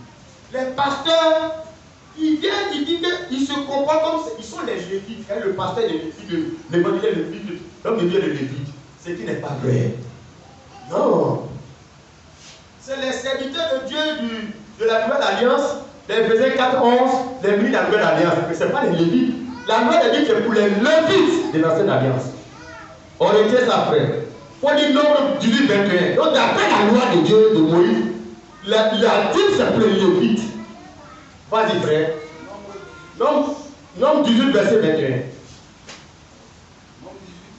C'est ça. Je donne comme possession aux fils de Lévi. C'est Dieu qui parle, toute dîme en Israël. C'est ça. Pour le service qu'ils font. Le service de la tente d'assignation.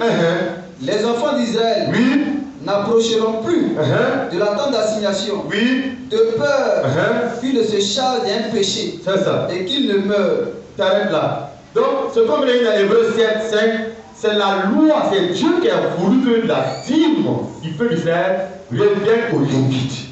N'est-ce pas, frère? Nous allons voir dans le Nouveau Testament les hommes d'un Lévite qui a été converti par la foi en Jésus. Tu vas voir comment il s'est comporté. Il y a un esprit nouveau par rapport à la dîme. Actes des Apôtres, chapitre 4, verset 36. On retient que d'après la loi, les Lévites ont le droit de prélever la dîme sur le peuple. C'est Dieu qui a exigé ça selon la loi. Comme maintenant, la foi en Jésus dégage les gens de la loi de Moïse, la loi cérémonielle, la loi du culte. Regarde dans Actes chapitre 4, un Lévite converti. Verset 36. Verset 36. Joseph, surnommé par... On lit un peu haut pour qu'on voit l'ambiance, le contexte qui était là. Actes des Apôtres, chapitre 4. Verset 32 d'abord. Oui. La multitude de ceux qui avaient cru n'était qu'un cœur et d'une âme. C'est ça. Nul ne disait que c'est bien lui appartenait en propre. C'est ça. Mais tout était d'un commun accord. Donc tout était commun entre eux. Tout était commun entre eux. Verset 33. Les apôtres rendaient avec beaucoup de force témoignage de la résurrection de Jésus, du Seigneur Jésus. Et une grande grâce reposait sur eux tous. Verset 34. Car il y avait parmi eux aucun indigent. Tous ceux qui possédaient des champs ou des maisons les vendaient, apportaient le prix de ce qu'il avait vendu et le déposaient au pied des apôtres. Et l'on faisait des distributions à chacun selon qu'il en avait besoin. Verset 36. Joseph, surnommé par les apôtres, Barnabas, ce qui signifie fils d'exhortation, Lévite. Il est un lévite. Joseph, dont on parle ici, là, surnommé Barnabas, c'est un lévite. Ça veut dire, il vient de l'école de l'Ancien Testament, la loi de Moïse. Selon ce que tu es lévite, la loi de Dieu te donne l'ordre de prélever 10% de la dîme sur le peuple. Il se convertit en Jésus-Christ. C'est un lévite originaire de Chypre. Verset 37. Vendit un champ. Il vend un champ. Qu'il possédait. Apporta l'argent. Et le déposait. Et le déposa. Oui. Au pied des apôtres. Mais ce qu'il fait, la loi lui n'a jamais dit de faire. La loi lui dit qu'il n'a qu'à prélever et recevoir la dîme. Pourquoi lui se convertit en Jésus? Et puis c'est lui qui donne maintenant. Parce que le régime a changé. L'esprit est nouveau. Il n'est pas là pour ramener la loi de la dîme. Pour qu'il ait une lévite dans laquelle il presque la loi de Moïse. Il a fait le service d'un esprit nouveau. Il est dégagé de la loi. Oui, frère. Lui, il était dans l'ancienne école dans l'air qui a vieilli. Il n'est pas venu dire que non, Dieu, l'éternel Dieu, il avait dit ça ici dans Nombre 18-21. Ce qu'il avait dit, pour que les gens continuent toujours de le traiter comme on traitait le Lévite. Il est venu là, il ne se comprenait pas comme un pasteur, un apôtre, un évangéliste. Rien. Son titre de Lévite est mort. Son statut de Lévite dans l'Ancien Testament est mort. Ça n'existe pas. La manière dont on donne l'argent dans l'Ancien Testament, c'est mort. C'est un esprit nouveau. Lui-même qui était le receveur de l'Ancien Testament, il est mis le tournaquet. Pourquoi? L'esprit a changé, la loi a changé, la grâce a changé, il y a un nouveau mariage. Alléluia. Qu'est-ce qu'on va prendre pour dire que dans Malachie, Dieu dit, vous me volez tant. Lui là, ce qu'il fait là, il fait quoi? Voilà. Non. Quand la dispensation change, la loi change. Ce que Paul a dit là, quand on lit Romains, on a lu Romains 7, verset 6. Il dit, nous servons Dieu dans un esprit nouveau, non sur la lettre qui a vieilli. Le monsieur, il a la mort, il a la page. Romains 7, verset 6. Mais maintenant, nous avons été dégagés de la loi. Comme ce Lévite, étant morts à cette loi. Il est mort par rapport à Jésus-Christ. Sous laquelle nous étions. Il était dedans, mais il est mort, il s'est plus Dieu comme ça. Lui, il a mangé 10 avant. Il est venu ici, c'est mort. Il ne croit pas ça, il ne prêche pas ça, mais il croit qu'on donne l'argent d'un esprit nouveau. Dans l'Ancien Testament, le Lévite ne donne jamais. Lui, il reçoit seulement. Mais dans l'esprit nouveau où il est venu, il était dans le nouveau royaume. Il a compris que frère, il doit faire partie des deux. C'est la première fois qu'un Lévite maintenant lui-même il donne son offrande. Vas-y frère. De sorte que nous servons dans un esprit nouveau. Et non selon la lettre qui a vieilli. Alors si on prêche la nouvelle naissance, on s'arrête là. C'est pas total. Il faut qu'on prenne la nouvelle naissance au niveau de la manière de servir qui doit être aussi nouveau. La nouvelle naissance de ton cœur, Jésus, tu fais rentrer dans le royaume. Quand tu es dans ce royaume-là, tu sais le Seigneur dans quel esprit? Ancien ou nouveau? Toujours nouveau. Pourquoi? Parce que je suis né de nouveau pour entrer dans un nouveau royaume pour servir le Seigneur dans un esprit nouveau aussi. C'est juste, c'est logique. Amen. Voyons comment l'apôtre Paul parle, je peux dire, de la loi. Quels sont les mots qu'il utilise pour parler de la loi, pour présenter la loi? Tu vois, frère, lisons dans le livre d'Hébreux, chapitre 7, verset 11 à 12. Oui. Hébreux 7, 11 à 12. Si je ferais ça comme ça, frère, pourquoi tu continues de donner ton argent au Seigneur? Donne selon ta condition, selon ce que tu penses pousser de donner. Mais l'esprit qui est derrière là, il faut que tu sois un esprit qui est nouveau, dégagé de la loi de Moïse. Voilà. Il y a des frères ici qu'on enseigne sur la dîme, mais quand ils donnent l'enveloppe, ils écrivent dessus dîme.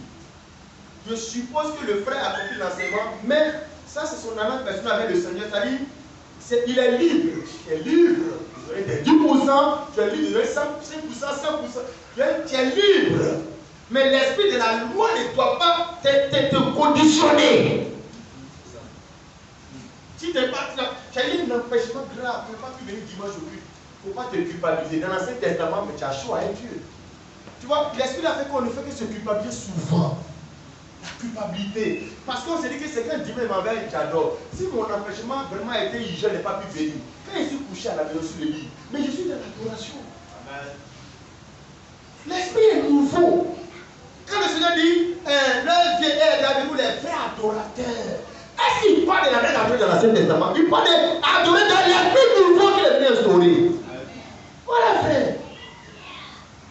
Vas-y, Hébreux 7, 11 à 12.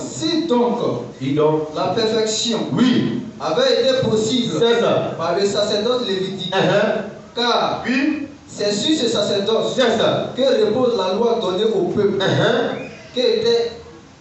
qu'était-il encore besoin qu'il parût un autre sacrificateur selon l'ordre de Melchisédek et non selon l'ordre d'Aaron. Car le sacerdoce étant changé, sacerdoce c'est service. Le service, la manière de servir Dieu étant changé, nécessairement aussi il y a un changement de loi. La loi de prier, de donner, de s'habiller, de faire ses offrandes. Nécessairement, cette loi aussi change. Regarde comment Paul parle de la loi de Moïse, le ministère de Moïse, 2 Corinthiens 3, verset 7. C'est là que nous allons chuter, frère, pour que tu sois vraiment délivré du péché du monde, des choses du monde, aussi de la loi, soit dégagé, que ton adoration soit parfaite, se parfaire, puis se sanctifier, être propre, vers l'esprit nouveau que le Seigneur veut de toi. 2 Corinthiens 3, verset 7. Mais lorsque les cœurs se convertissent au Seigneur, quand les cœurs se convertissent au Seigneur, le voile est ôté. Or, le Seigneur, c'est l'Esprit. C'est quel verset tu dis là? 2 Corinthiens 3, verset 16. Non, 7. Le verset 16. Il faut lire ce passage là. Lorsque les cœurs se convertissent au Seigneur, mais lorsque les cœurs se convertissent au Seigneur, le voile est ôté. C'est ça. Or, le Seigneur, c'est l'Esprit. Alléluia. Donc, tu vois, quand on parle de se convertir au Seigneur, le voile est ôté là, ça dit la lumière, la compréhension claire sur tout ce qui était symbole, le sang des animaux, le tabernacle. Tout ça là, ton éclairage est clair là-dessus. La conversion, c'est là aussi la compréhension des choses de la loi de Moïse. 2 Corinthiens 3, 7 maintenant. Et là où est l'Esprit du Seigneur, 2 Corinthiens 3, 7 est la liberté. 2 Corinthiens 3, verset 7. Ce verset-là, il faut bien le retenir. Vas-y, frère. Or, si le mystère de la mort. Non, le ministère. Si le ministère, pardon. Si le ministère de la mort, gravé avec des lettres sur des pierres, a été glorieux. Au point que les filles d'Israël ne pouvaient fixer les regards sur le visage de Moïse à cause de la gloire de son visage. Bien que cette gloire fût passagère. Combien le ministère de l'Esprit ne sera-t-il pas plus glorieux? On peut s'arrêter là. Regarde ce que Paul dit. C'est le ministère de Moïse, il parle comme cela. C'est ça qu'on appelle le ministère de Moïse. Il dit, c'est le ministère de la mort. Le ministère de Moïse, c'est l'appelle le ministère de la mort. J'ai dit, frère, Moïse, son ministère a conduit la mer. Il appelle ça le ministère de la mort. Quand nous, on voit les Joker Rocher, les gens font les révélations, qui cadent nous des gens là, nous on dit, ça là, ça met les gens à la mort en enfer. D'ailleurs, c'est que nous aussi, on dit ça. C'est Dieu utilise Paul, l'apôtre Paul, avec le Saint-Esprit qu'il a reçu, parce qu'il venait de l'Ancien Testament, il dit, le ministère de Moïse là, c'est le ministère de la mort. Amen. Pourquoi il appelle ça la mort? Par rapport au nouveau ministère du Saint-Esprit dans l'église. Hier, c'était un ministère de vie qui pouvait sauver les gens. Ça peut amener les gens à Dieu. Dès le moment où Jésus a encore la nouvelle alliance, c'est déclaré caduc, mort, périmé. Un ministère de la mort, ça produit la mort si tu te réfères à ça. Mais qu'est-ce que ça fait? Ça a produit la mer, l'eau est sortie du rocher, la mort est sortie du ciel. Malgré ça, malgré ces miracles-là, c'est un ministère de la mort. Et beaucoup de faux professeurs de ces ministères qui séduisent les faux croyants. À cause des miracles, Moïse a fait plus que ça. Paul dit son ministère, c'est le ministère de la mort. Amen. Mais c'est quoi frère pour dire? Par rapport à l'aide qu'ils prennent, que le Saint-Esprit est venu pour donner. Tout ce qu'ils font, si ça ne s'allie pas pour la, c'est un ministère de la mort.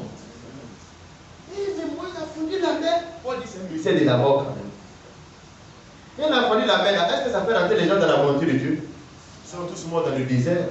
Ils ne sont pas morts en Christ, ils ne sont pas morts dans le royaume de Dieu. Jésus a dit la foi étant venue, ça dit ils ne sont pas morts dans la foi. Quand Jésus est venu, qu'il a fait le séjour des morts, c'est là-bas qu'elle allait prêcher à tous ces gens de la vie ont été sauvés. Ils ne sont pas rentrés. Or, si le ministère de la mort, vas-y.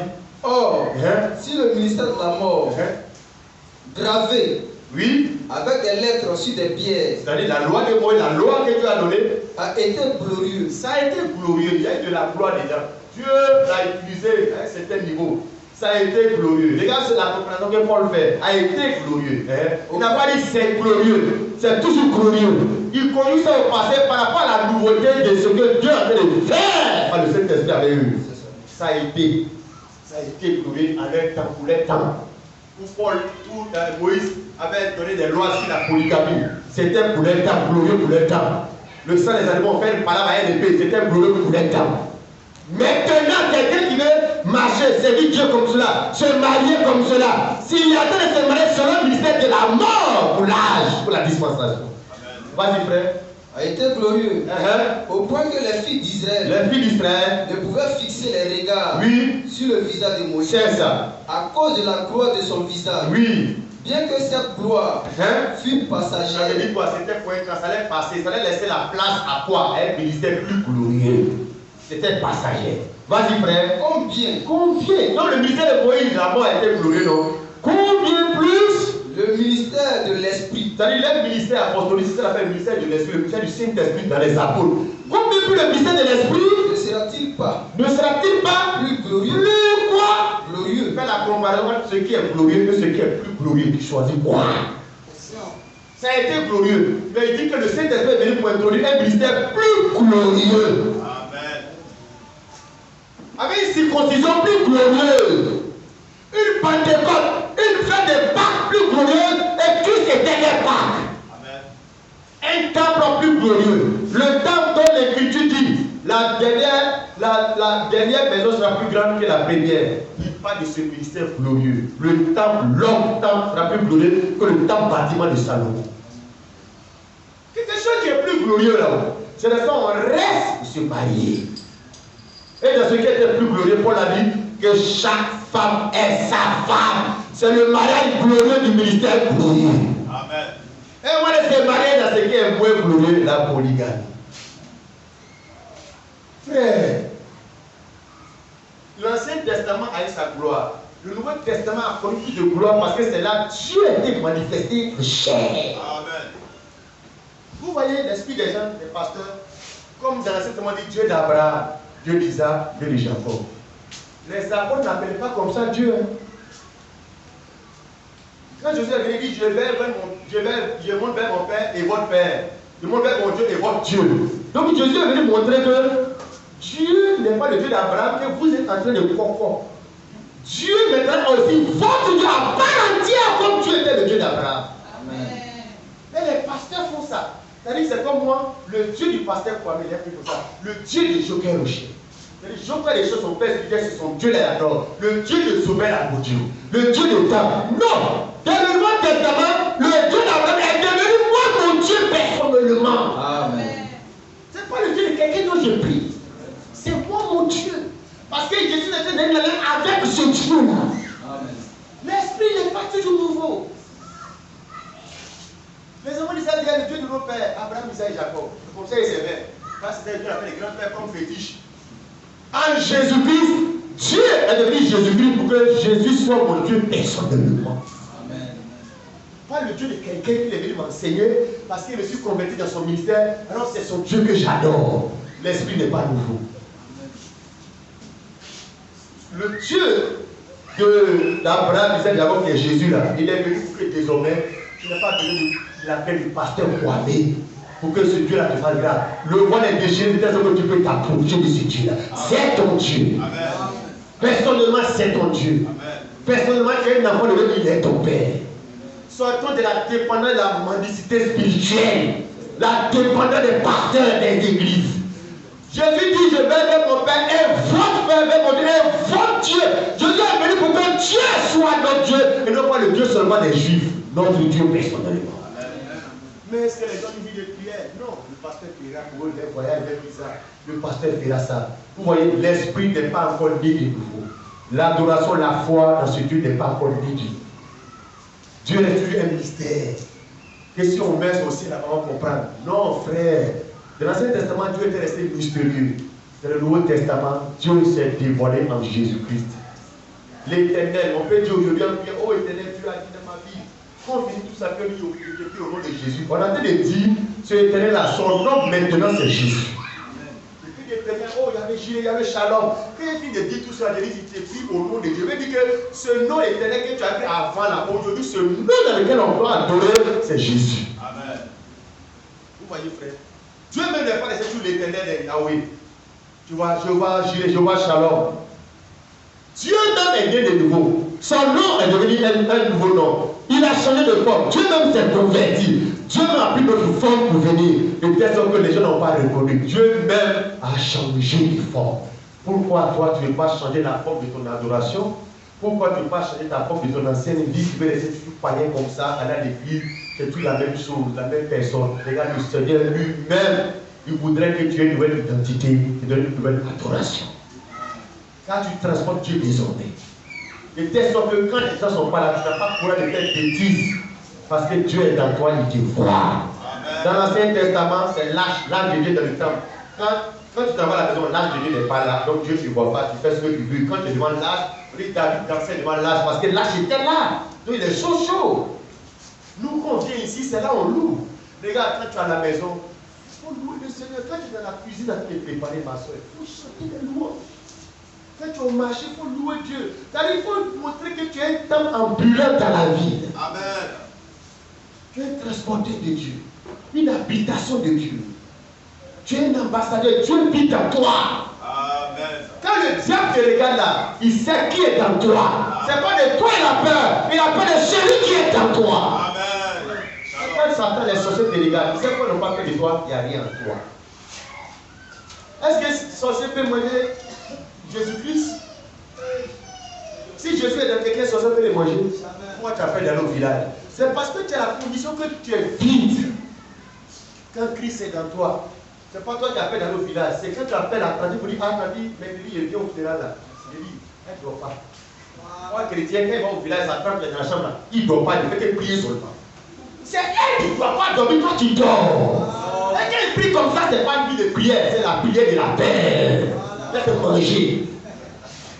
Tandi, bon, je viens là-bas, comme toujours la cousine est décédée, je vais pour les funérailles, donc je vais venir.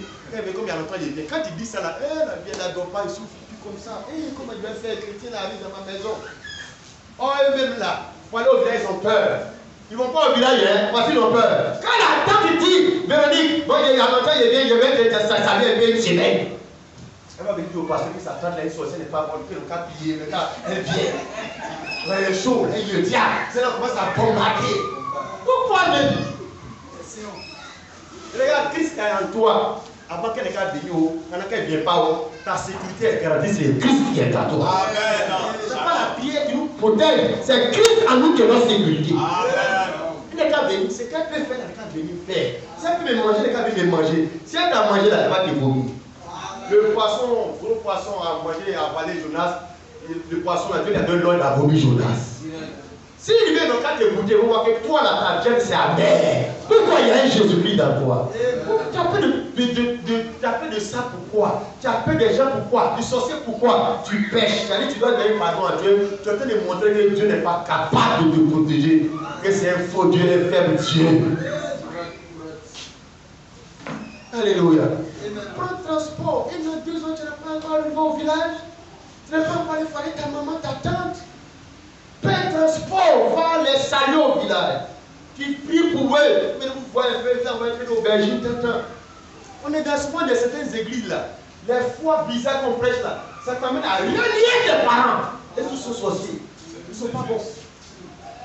Non, mais ma propre grande sœur, toi sorcier dans toute la famille. Tu l'appelles pour la saluer, tu es où? Elle ne peut pas dire où elle est. Si elle a habité dans quelle ville, pour ne pas que les sorciers vont savoir où elle est. Oh non. D'ailleurs, les gens sont tellement spirituels quand ils deviennent façon tonton. Attends, Satan, ça ne sait pas où tu es. Si tu me dis, si rien dit qu'on demande au village, le vieux, que la grande sœur là-bas là, c'est qu'ils vont te localiser. Les GPL, les djihadistes vont venir te prendre, le diable va venir te prendre. C'est pas vrai. Quand quelqu'un sait que sa vie n'est pas sécurisée en Christ, c'est comme ça il fait. Amen. Ce côté lui-même se cache. Amen. Sorcier, quoi, il connaît où tu es. Quand il va dans l'hôtel, les gars, la sorcière, il vous voit. C'est ce que tu fais, ton argent que tu as associé. Nous aussi, les gens savent qu'il y a l'argent, Satan sait que tu gagnes l'argent. Il faut que tu mettes ta vie en Christ pour écouter, pour sécuriser toutes tes économies, tes activités, ton commerce. Sinon, Satan est trop au courant de toi. Vous voyez, frère, il faut sécuriser ta vie en rentrant en Christ. Pourquoi? Si tu n'es pas rentré en Christ, tu es rentré dans l'église, Satan va rentrer dans l'église pour aller témoigner. Parce que Satan peut aller à l'église. Mais Satan ne peut pas rentrer en Jésus-Christ. Satan peut aller à l'église assemblée de Dieu, à l'église bâtie, à l'église Séba, même dans cette assemblée. Mais si tu es en Christ, Satan ne peut pas te trouver là-bas. Tu es sécurisé, ma soeur. C'est aussi mal pasteur, c'est aussi mal les gens à l'église, parce qu'ils ont cru qu'à l'église là, c'est sécurité. Mais tu prends Satan pour un menteur, un idiot. Frère, le seul lieu de sécurité, comme au temps de Noël, le seul lieu où il ne peut pas avoir de corruption, le délit ne peut pas rentrer tuer les gens, c'était dans l'âge. Ce lieu-là, c'est en Christ. Ma soeur, rentre en Christ. Tu as la sécurité et puis tu as tout en Christ. Ce que tu cherches là, c'est en Christ. Donc tu as dit au Seigneur, regarde comment tu gagnes, regarde ce que tu fais. Quelqu'un m'a sauté, tu ne te maries pas avec les si tu vas ici, regarde, il faut rester en Christ. En Christ, le célibataire a plus de valeur que l'homme marié en Jésus. En Christ, le gars qui est pauvre, qui est galéré comme le pauvre Lazare, il a plus de valeur, il est plus riche que le milliardaire en de Jésus. C'est comme ça on évalue les gens. Les milliardaires, mais si Cristiano c'est des milliardaires, c'est des pauvres. Toi, le petit, milliard avec tes 1000 francs en Jésus-Christ, Dieu te voit comme plus riche que Cristiano Ronaldo. Il va aller où après sa mort? En enfer. Est-ce que son argent va le suivre? Non. C'est la pauvreté, ça. C'est en Christ que l'homme est béni. C'est en Christ que l'homme est riche. C'est en Christ que l'homme est marié. Tu vas te marier, tu vas te marier. C'est en Jésus qu'on est l'épouse de Jésus-Christ. C'est en Jésus qu'on va aller dans l'enlèvement, voyager là. C'est en Jésus-Christ qu'on va aller dans les airs à la rencontre du Seigneur. Je préfère quitter la terre pour aller au ciel que de quitter la Côte d'Ivoire pour aller aux États-Unis pour aller en enfer. De la terre à la terre, de la terre à la terre, on va quitter la terre pour aller dans l'éternité.